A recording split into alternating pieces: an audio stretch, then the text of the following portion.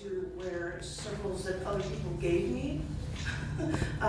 Because these are a Christmas gift from my grandmother, and this is my dad's shirt, and this is my sister's earrings, or a bracelet, and my sister's necklace, and my mom's rings, and I said I'm gonna go crazy with them for you to give me circles.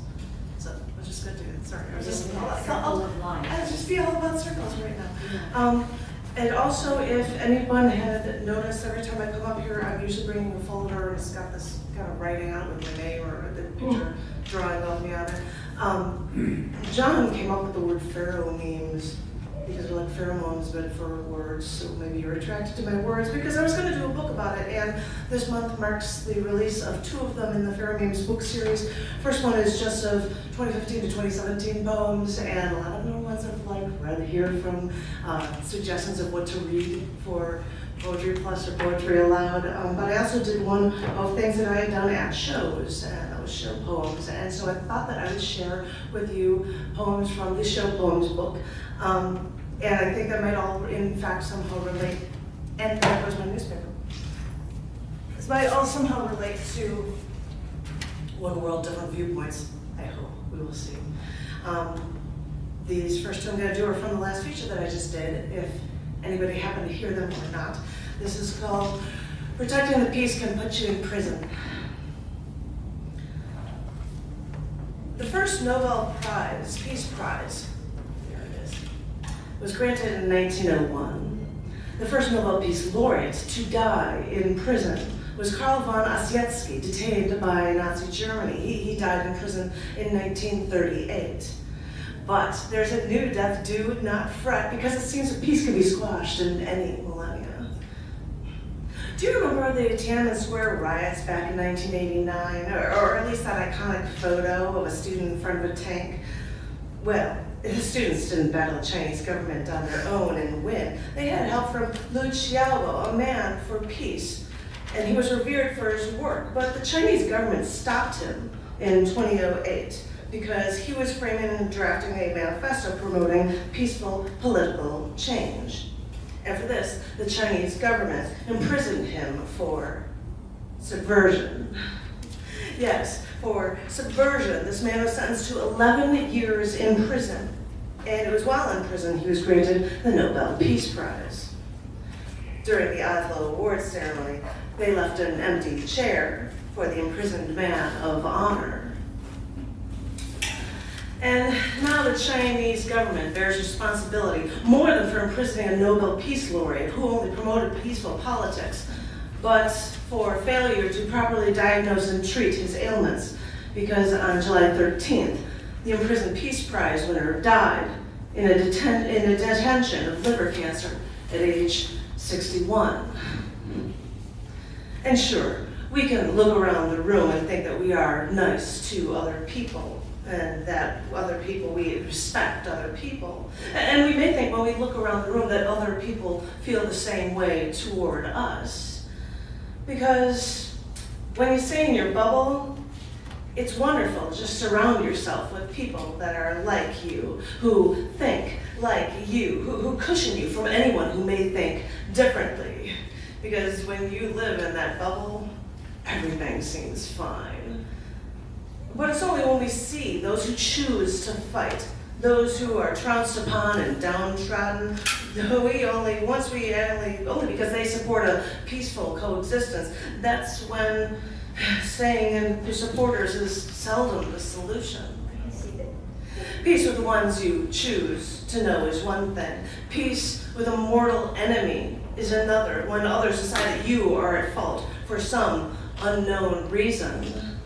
So maybe the key to promoting peace is not to share our ideas with those like-minded folks that you're near, but to find the people least like you, religiously, racially, politically, and just extend your hand in peace, and then see who will take your hand.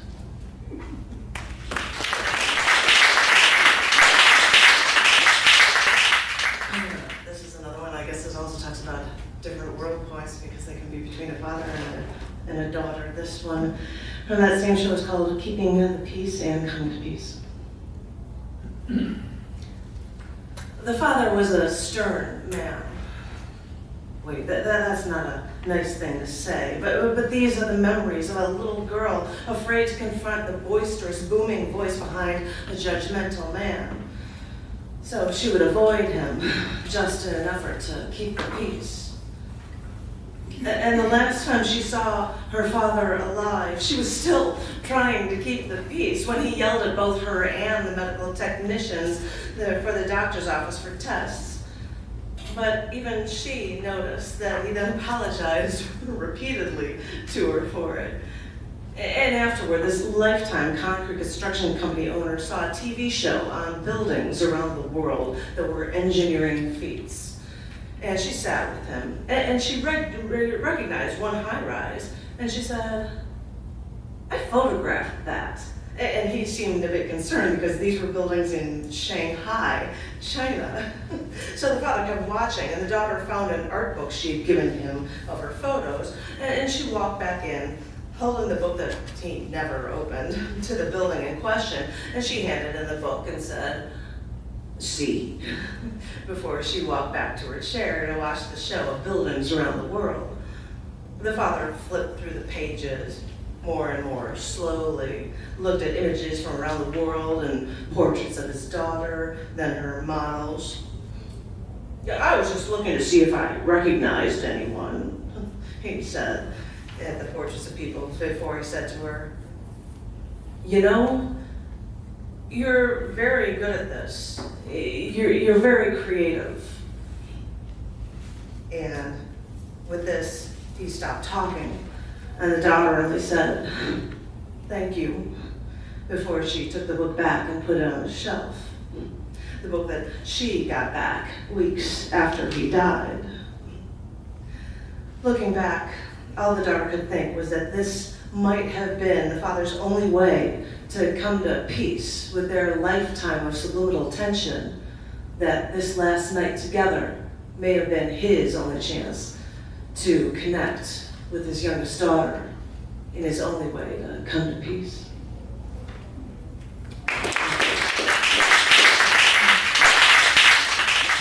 Earlier in the book, this one is called Questioning Creativity Through the Cosmos.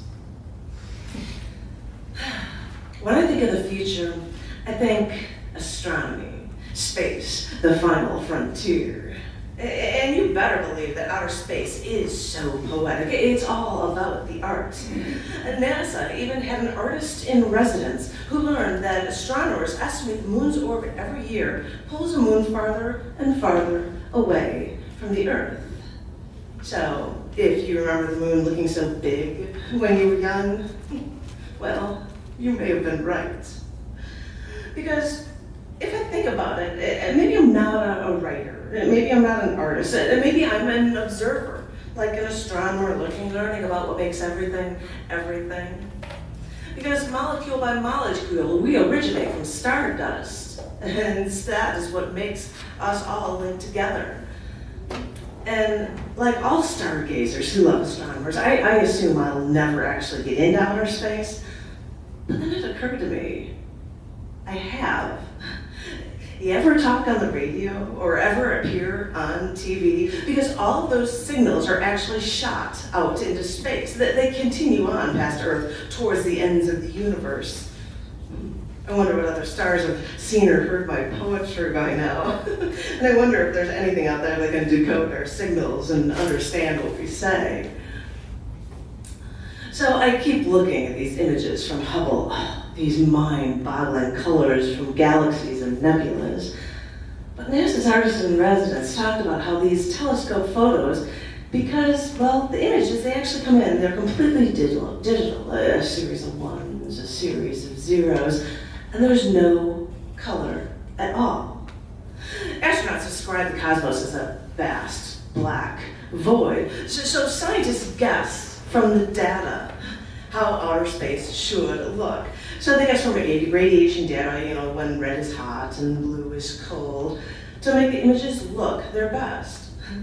These outer space images look so awesome and they're so beautiful, but now they're literally an art form. The final frontier could be creative. look at the evidence. I mean, imaging in astronomy, it's actually existential arts. Thank you. Yeah.